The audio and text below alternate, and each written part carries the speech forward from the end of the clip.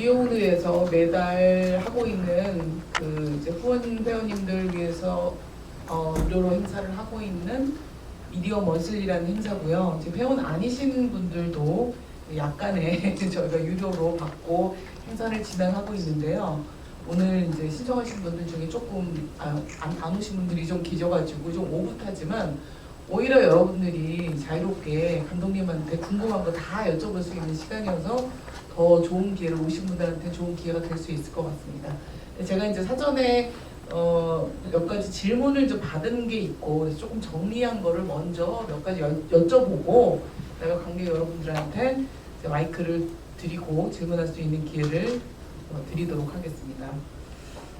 이게 영화를 보면 이 안에 이제 4대강의 이야기도 있지만 그 이제 저도 이제 언론 현장에 쭉 있었던 사람이기 때문에 그 언론 탄압의 역사 이게 이제 두 개가 이렇게 쭉 교직이 되면서 이제 뭐 마지막에 박수도 터져 나왔지만 계속 한숨, 탄식 보시는 중간 그런 것도 들려왔고 저도 그런 얘기들 많이 느꼈는데요. 그래서 그 두 가지 얘기들을 좀 나눠가지고 저는 감독님 개인에 대한 얘기를 조금 먼저 시작하고 이제 궁극적으로 4대강 얘기로 가는 그런 식으로 진행을 했으면 좋겠습니다.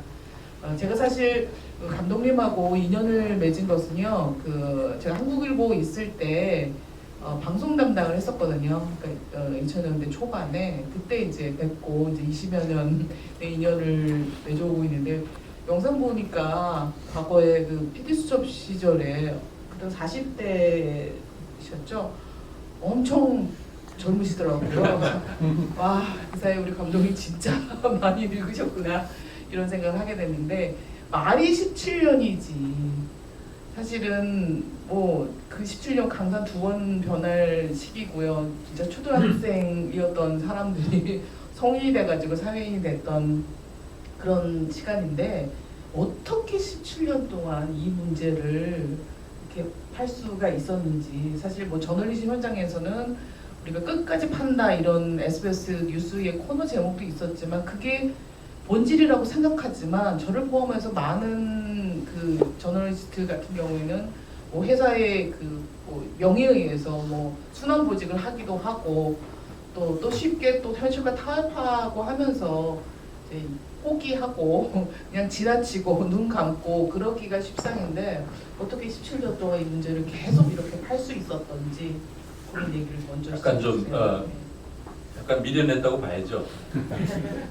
미련한 부분이 있고 그 다음에 이제 제가 이제 이걸 처음 이 사건을 4대강 사업이라는 거를 알고 난 뒤부터는 제가 그 당시 생각했을 때는 이 가장 중요한 문제라고 생각을 했습니다.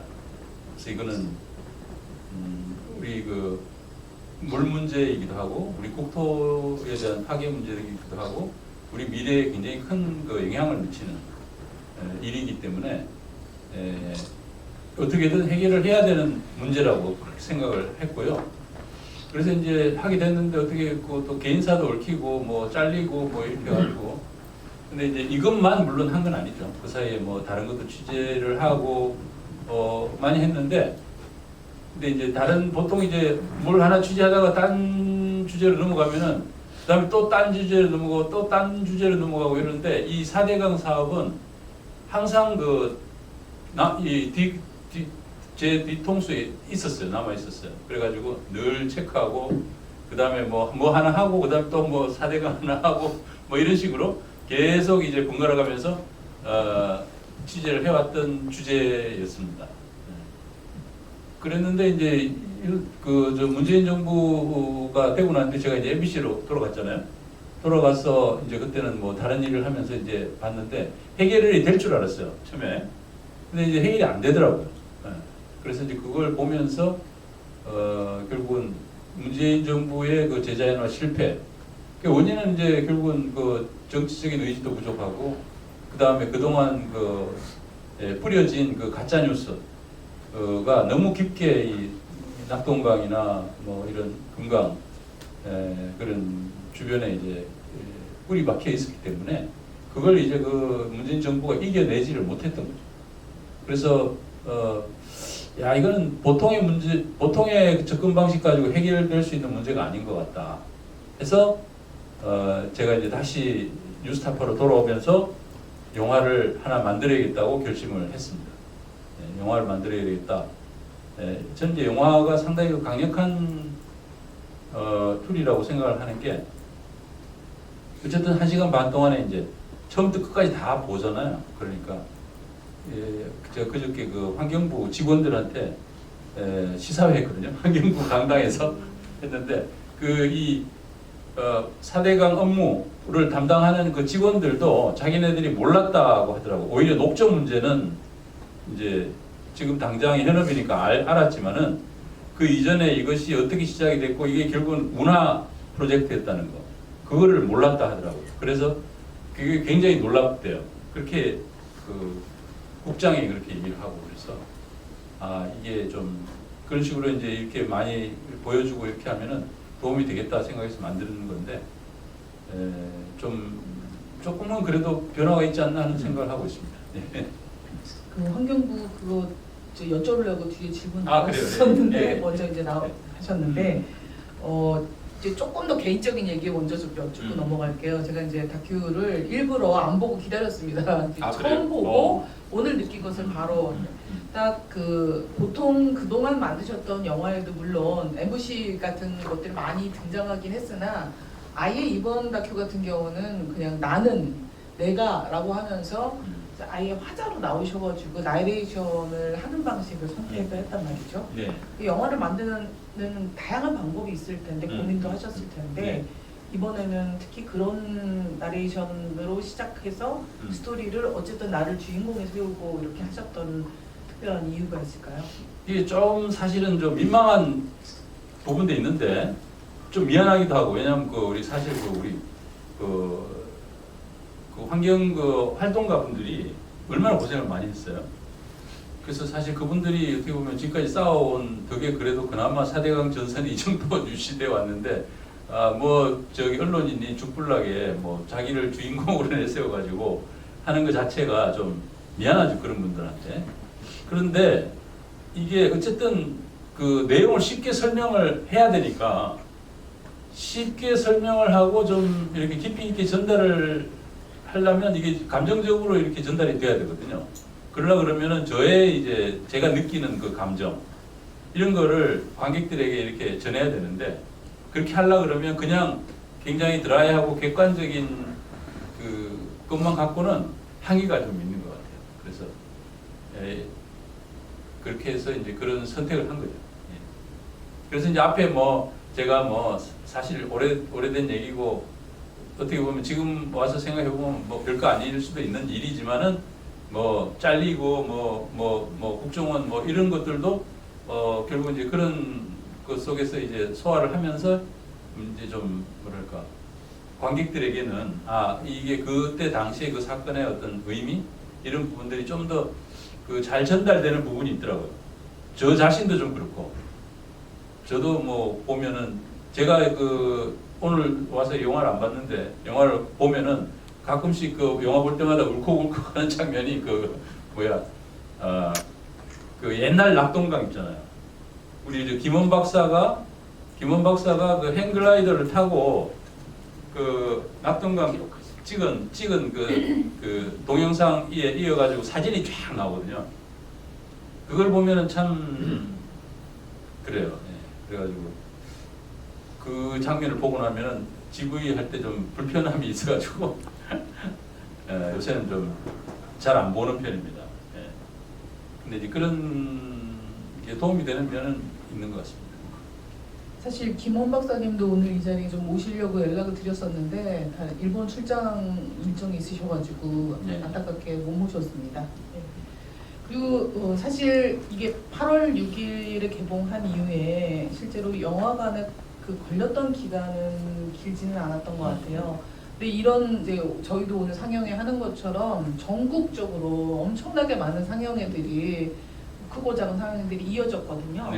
몇 군데나 다니셨고 혹시 그 관객들하고의 그 교류 과정에서 당연히 오늘이 가장 좋을 것 같긴 한데요.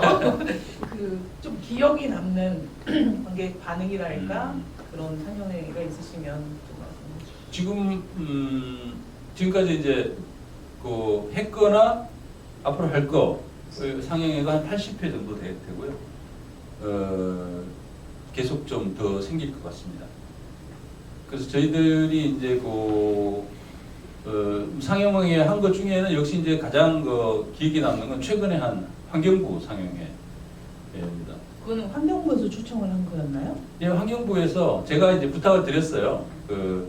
저희가 이제 시사회를 할 때 이한주 그 국정기획위원장이 자기 이제 그 국정기획위원들하고 뭐 전문위원들하고 한 60명이 그날 와서 영화를 같이 보셨는데, 보고 난 뒤에 이제 제가 관객과의 대화를 하면서 환경부에서 좀 이거 시사회 할 수 있게 해달라고 부탁을 드렸더니 그분이 이제 김성환 장관한테 이야기해가지고 했습니다. 그래서 앞으로 김성환 장관이 이 영화를 잘 보신 것 같아요. 그래갖고 영화 보고 난 뒤에 뭐 저기 고치기도 하고 그 왜 여기 엉뚱한 데 가서 녹조 채수해가지고 뭐 녹조 없다 그러는 거 있죠. 그거를 바꿨어요, 김성환 장관이. 그래가지고 그 치수구 옆에서 그 채수를 하는 걸로 방식을 바꿨습니다. 그러니까 아직 그 바뀐 방식에 따라서 조사한 결과는 아직 나오지 않은 계속 거죠? 나오고 있죠. 예, 나오고 있어요. 예, 그래서 그 게시가 되고 있습니다. 게시되고 있는데 원래는 뭐 비가 워낙 많이 와가지고 원래 조금 녹조 상황은 그래도 좀 괜찮은 것 같아요. 그 사실 제가 영화를 보면서 느꼈던 게 그 낙동강 주변에서 실제로 피해를 받고 있는 주민들, 근데 거기서 이제 이 생태운동 하시는 일부의 농민들을 제외하고는 어떤 정치적인 그 지역적 색깔의 문제 때문에 이 문제를 의식하지 못하거나 뭐 두려워하면서도 드러내지 못하는 것에 대한 안타까움이 잠시 이제 다뤄졌는데, 그 부분이 사실 이제 가장 가슴 아프더라고요. 그래서 그 지역에 해당 지역에 그 영향력이 있는 그 지역에서도 이런 상영회 같은 게 있었을 텐데 혹시 그 상영회 중에 재밌는 에피소드 그 저희 상영회에서 그러니까 그래도 경남 지역은 상당히 좀 제 영화를 좀 잘 받아들여 주시지 않나 하는 생각을 하는데, 그 창원, 마산, 뭐 창녕, 뭐 요런 지역들은 그래도 꽤 그 상영회들이 조직이 되고 있고 좀 변화가 좀 있는 것 같습니다. 그래서 또 거기는 이제 녹조가 좀 심한 지역이고, 또 그 코에서 이제 조사를 했을 때 독소가 나온 그 주민들이 꽤 많습니다.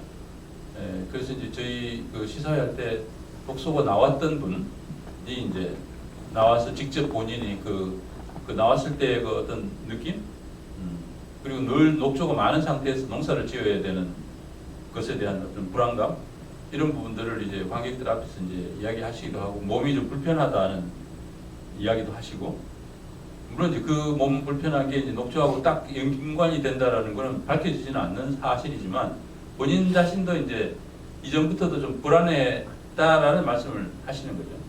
그래서 이제 그분은 어떤 마을의 이장이셨는데, 녹조 독소가 자기 코에서 나오고 난 뒤에 원래는 그 마을 분들 전체를 다 같이 이제 검사하자고 해서 마을 회관에서 그 마을 분들이 이렇게 검사도 하고 뭐 그러셨어요.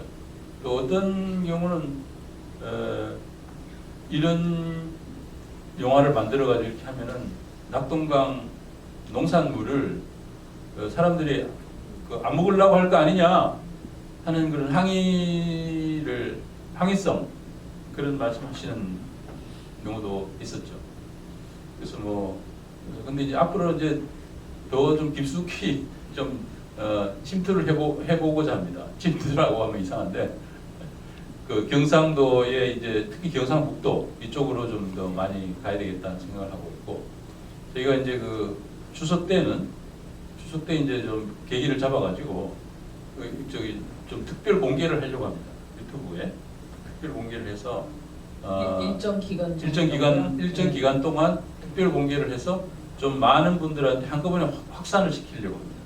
그렇게 확산을 시키고 난 뒤에 이제 그 다음부터는 이제 이걸 유튜브에서는 닫고 부가 서비스라는 게 이제 뭐 다른 뭐 IPTV라든지 OTT라든지 이런 데서 이제 볼 수 있게 하는 걸 오픈을 하면서 공동체 상영, 뭐 교회나 성당이나 뭐 이런 다른 무슨 마을회관이나 이런 데서도 볼 수 있는 그런 걸로 확산을 시키면서 좀 이제 좀 이렇게 활동가분들이 이제 시골도 좀 가시고 저도 가고 뭐 이렇게 해서 더 많은 분들과 좀 접촉을 해보려고 합니다. 여러분 페이스북에 최승호 감독님 친구 안 맺으신 분은 맺으시고 공지를 띄우시면 여러분들이 좀 널리 좀 확산을 하시려 많이 보시라고 확산하는 그런 역할을 좀 해주시기를 부탁드립니다. 문제는 제 페이스북이 지금 5,000명이 넘어가지고 그러면 일단 팔로우라도 5,000명이 넘어가지고 제가 이제 그걸 어떻게 해야 되는지 모르겠어요. 아주 옛날부터 이렇게 제가 페이스북을 했는데 교류가 좀 왜 사람이 이렇게 친구 하다가도 좀 소원해지고 좀 싫어지고 이런 것도 있잖아요. 그러면은 더 이상 친구 아님 뭐 이거 할 수도 있는데 노가다해서 정리를 하셔야 되는데 네. 누구 자제분한테 부탁을 걔가 뭐 안 와요. 사람을 알아야지. 그래서 하여튼 좀 해가지고 어떻게 좀 하긴 해야 될 것 같아요. 현실적인 얘기 딱 하나만 네. 여쭤볼게요. 이게 이제 어쨌든 제작비가 들었을 거 아닙니까? 그럼 지금 손익분기점은 넘으셨나요? 손익분기점은 뭐 넘기 어렵죠. 이거 그러니까 사실 뭐 그동안 투여한 거에 비하면 지금 관객 수로 뭐 그걸 넘는다 하는 거는 어렵고요. 어렵습니다. 어렵고. 근데 이제 저희가 뭐 뉴스타파가 이익을 남기려고 하는 건 아니고 저희가 또 그동안 뭐 영화만 만든 게 아니고 이제 이걸 가지고 이제 여러 가지 리포트나 뭐 다큐멘터리나 이런 걸 많이 만들었거든요. 그래서 많은 분들께 뉴스타파가 이런 걸 이런 일들을 하고 있다 하는 걸 알렸고 또 우리 후원 회원분들 중에서 뉴스타파가 그래도 이런 일을 해준다 하는 거에 대해서 좋게 생각하시는 분들이 많으세요. 그래서 뭐 이해를 해주시겠죠. 좀 손해봐도 그렇게 생각하고 있습니다. 근데 넷플릭스에 좀 돈을 받고 좀 넣을 수 있었으면 좋겠습니다. 그래서 그쪽에서 좀 받아주면 좋을 텐데 요즘 너무 콧대가 세신 분들이라 가지고 넷플릭스가 네, 4대강 얘기에 대해서 이제 사전에 질문 주신 분이 있으셔서 이게 이제 보를 개방하는 것만으로도 이제 수질 개선이 조금 이루어졌잖아요. 근데 문재인 정부 때 어떤 보는 개방을 하고 어떤 거는 해체한다라는 나누는 기준이 뭐였는지는 명확하게 드러나지 않았어서 그 말씀과 같이 그러면 보 해체 외에는 더 나은 방법은 없는 건가 궁금해하시는 분이 있었거든요. 예. 그러니까 이제 보라는 게 사실 필요가 없습니다. 네. 근데 이제 보호 해체나 상시 개방이나 뭐 이런 걸 결정하는 기준이 경제성이거든요. 그래서 왜 경제성이라는 게 이제 설득을 하기가 국민 설득하기 제일 좋으니까 이거를 예산을 많이 들여가지고 만든 건데 이걸 때려 부신다? 어느 미친 놈들이 그런 짓을 하느냐 하는 이런 여론들 때문에 필요도 없는데 이걸 갖다가 해체하는 비용만큼 이렇게 말하자면 수질이 좋아진다. 50년을 계산하면. 그래서 경제성이 뭐 1보다도 더 클 때는 해체하고 그게 안 될 때는 그냥 개방을 한 채로 그냥 놔둔다는 거죠. 근데 사실 이게 저는 그런 방식의 결정이 옳은가 하는 생각을 하거든요. 이 필요가 없는 건데 그리고 이 기능이 없는 거고 이거 운하를 하려고 만들었던 거고 물을 공급을 뭐 해가지고 뭐 가뭄을 해소한다든지 홍수를 뭐 예방한다든지 이런 게 없단 말이에요. 다만 있다면 지금은 저희 영화에서는 다루지 않았지만 보를 이렇게 보 때문에 지하수 이용하는 거는 좀 편해졌어요. 지하수를 이용하는 게 좀 나아졌습니다. 편해져가지고 수막 재배라는 걸 합니다. 그 수막집이라는 건 이제 지하수가 이렇게 보가 이렇게 있잖아요. 보가 이렇게 있으면 물이 이만큼 올라올 거 아니에요, 그죠? 그러면은 그 옆에 지하수도 수위가 이만큼 높아져요. 그러면 지하수를 조금만 파면은 지하수가 올라온단 말이죠. 그러면 이제 겨울에 여기는 따뜻하잖아요, 지하수가.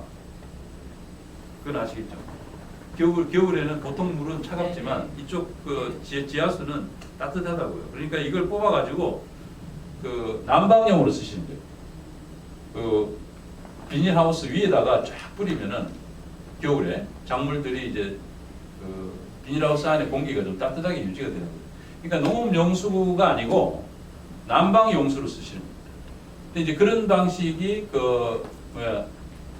석유 가지고 쓰는 것보다도 훨씬 싸게 먹히기 때문에 그런 그 영농 방식이 굉장히 많이 늘어났어요. 많이 늘어났는데 근데 저는 사실 그렇게 생각하거든요. 그래서 문재인 정부 때는 그 관정을 파줬습니다. 이렇게 보를 개방하기 위해서는, 보를 개방하면은 수위가 이렇게 내려가지 않습니까? 이게 지하수를 이용을 못하게 되기 때문에 관정을 파서 좀 더 깊게 이렇게 파가지고 물을 빨아들일 수 있도록 이렇게 돈을 많이 들여가지고 해줬는데 그런 그 보완하는 방법들이 있죠, 지금도. 그래서 예산이 좀 들어야 되는 문제고. 근데 이제 이 수막 재배 때문에 보를 개방을 못한다든지 해체를 못한다든지 그렇게 된다는 거는 제가 생각할 때는 좀 상당히 그건 문제다. 예, 그거는 말이 안 되는 얘기고, 그 수막 재배 하시는 분들 한 사람이 몇 분이나 될까요? 정확한 제가 숫자는 모르겠는데 1,000가구랄지 2,000가구랄지 그런 정도의 분들 때문에 우리 국토 자체가 4대강의 보를 계속 이렇게 갖고 수십 년, 수백 년 가야 된다? 그건 아니잖아요. 그러니까 돈으로 해결할 수 있는 부분은 돈으로 해결하면서 빨리 이제 문제를 해결해야 되는 거죠. 이게 50년이라는 경제성을 검토를 가지고 한 건데, 예를 들어서 100년이라고 그러면 어떻게 되겠어요? 100년, 200년. 그럼 당연히 철거죠. 근데 그거를 그 50년이라는 기준을 가지고 했을 때 플러스 마이너스 해가지고 어떤 거는 철거하고 어떤 거는 놔두고, 철거할 때 싹 다 해버려야지 강이 빨리 그 원상 회복이 되면서 흐르는 강이 되는 거 아니겠습니까? 그 로버트 레드포드라는 위대한 배우가 돌아가셨는데 그분이 만든 영화가 흐르는 강물처럼 아닙니까? 흐르는 강물처럼. 네? 아름다운 영화였잖아요. 그 강이라는 게 흐르지 않으면 그게 무슨 강입니까? 지금 그래서 재자연화를 위한 서명운동 하고 있잖아요. 네. 지금 어느 정도 서명이 이루어졌나요? 서명이 영화 자체가 많이 관객이 많지 않다 보니까 지금 한 10,000명 정도인데, 제가 아까 말씀드린 유튜브 공개하면 그래도 꽤 많이 보실 거예요. 기대를 하고 있는데, 그걸 통해서 이제 좀 더 많이 서명을 해주십사 해봐야죠. 오늘도 좀 부탁드리겠습니다. 이거 네이버 같은데 4대강 재자연화 10만인 서명 이런 식으로 검색하면 나온대요. 그 재자연화 부분에 대해서 이제 이재명 대통령께서 공약을 하고 시작하긴 했으나, 우리가 대통령 선거 전에 했던 공약들이 또 다 지켜지는 것도 아니고, 무슨 촛불혁명을 통해서 등장했던 문재인 정부도 결국은 여러 가지 정치적인 그 어려움들을 겪으면서 사실 그 부분에 대해서 눈치를 많이 봤다라고 이제 아까 말씀을 해주셨는데, 과연 이 정부에서는 어디까지 할 수 있을 거라고 기대하시고, 그다음에 그게 그냥 정부에서 사실은 결정해서 밀어붙이는 방식만으로는 안 될 것 같고, 예컨대 어쨌든 이게 과학적인 부분들도 포함되어 있는 거니까 그 안에서 신화라는 거짓 신화도 형성이 되는 거고, 그래서 좀 공론장 같은 그런 것들도 좀 마련돼야 되고 할 것 같은데, 지금 감독님이 생각하시는 바람직한 프로세스는 뭐라고 생각하시나요? 제 생각에는 이제 과학적인 거나 이런 거는 이미 사실은 결론은 났는데, 그거를 국민들한테 제대로 전달을 못했어요. 그래서 가짜 뉴스에 가장 많이 시달리는 부분이 이제 이쪽 4대강 분야고, 조선일보가 가장 그 악의적인 보도를 많이 하는 부분도 이 4대강 부분입니다. 그래서 그 문제에 대처하기 위해서 이 영화를 만든 부분도 있고요.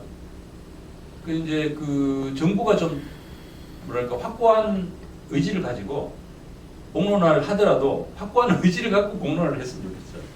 그러니까 뭐 문재인 정부가 그 당시 했던 태도를 보면은 모든 걸 다 조용히 그냥 그 소리가 안 나오게, 시끄러운 소리가 나지 않았으면 좋겠다 하는 게 문재인 정부의 입장이었거든요.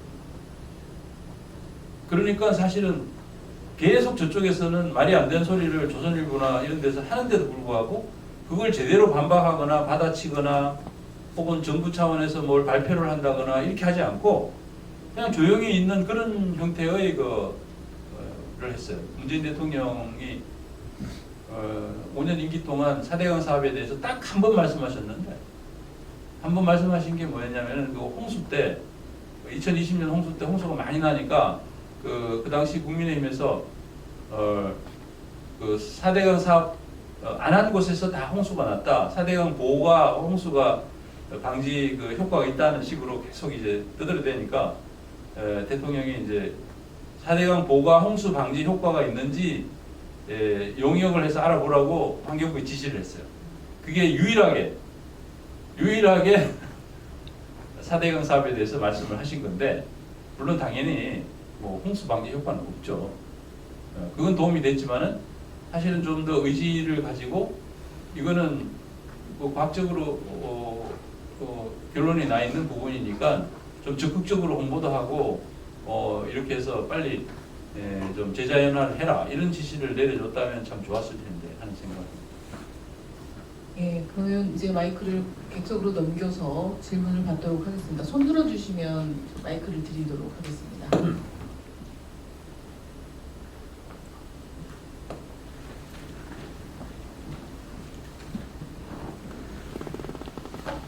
영화 잘 봤습니다.